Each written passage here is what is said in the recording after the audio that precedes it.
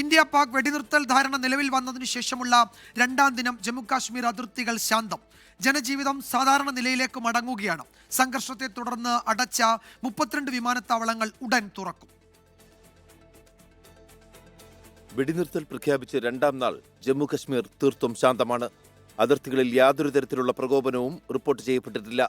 ആശങ്കകൾ ഒഴിഞ്ഞ് ജനജീവിതം സാധാരണ നിലയിലേക്ക് നീങ്ങുന്നു. नॉर्मल हो चुका है, लगता है तो अभी पता नहीं है, जो बातचीत होगी उसके बाद पता चलेगा शाम तक क्या होगा, लेकिन ऐसा लगा कि नॉर्मल होना चाहिए क्योंकि हालात तो ठीक होना चाहिए. സംഘർഷ സാഹചര്യത്തിൽ രാജ്യത്ത് അടച്ച 32 വിമാനത്താവളങ്ങൾ ഉടൻ തുറക്കും. വിമാനത്താവളങ്ങൾ അടയ്ക്കാൻ നൽകിയ നോട്ടീസ് പിൻവലിച്ചു.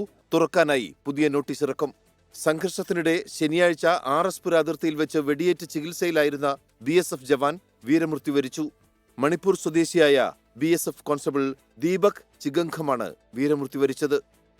ആശങ്കയോടെ ഒഴിഞ്ഞുപോയ കുടുംബങ്ങൾ അതിർത്തി മേഖലയിലേക്ക് മടങ്ങിയെത്തിക്കൊണ്ടിരിക്കുകയാണ്. അതേസമയം കനത്ത ജാഗ്രത തുടരുകയാണ് സുരക്ഷാ സേന. ഉറിയിൽ നിന്നും ജോഗേഷ് സിംഗിനൊപ്പം ബൽറാം നെടുങ്ങാടി, 24.